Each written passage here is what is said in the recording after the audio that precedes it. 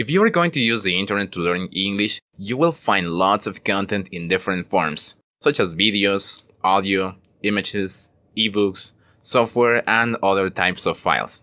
Therefore, you have to know how to manage all these files on your computer or smartphone.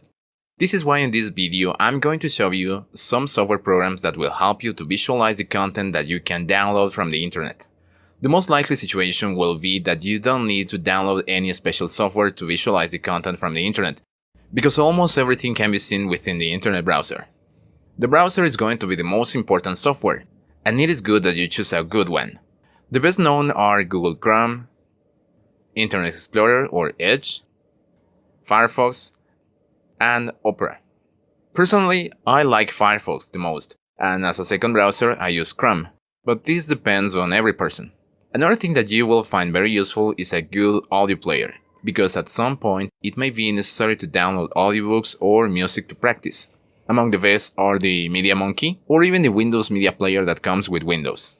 To watch videos, the Windows Media Player is usually enough, but there are going to be times when you cannot play a specific video and you need to download a more advanced video player. Two of the best video players I know are the VLC Player and the GUM Player. These video players can play virtually any type of video you find on the internet.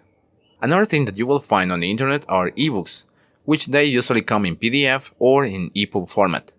The first ones are the best known, and the Acrobat Reader is needed to be able to visualize them, although you can also do it with the current web browsers.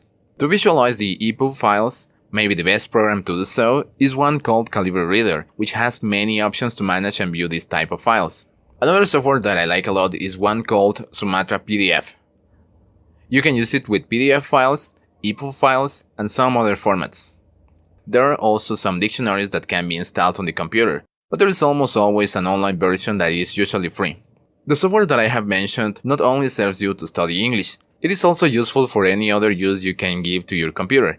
But if at any time you find some content that you don't know how to visualize it, you just have to do a Google search and you will find all the information you need. The same applies to apps for smartphones.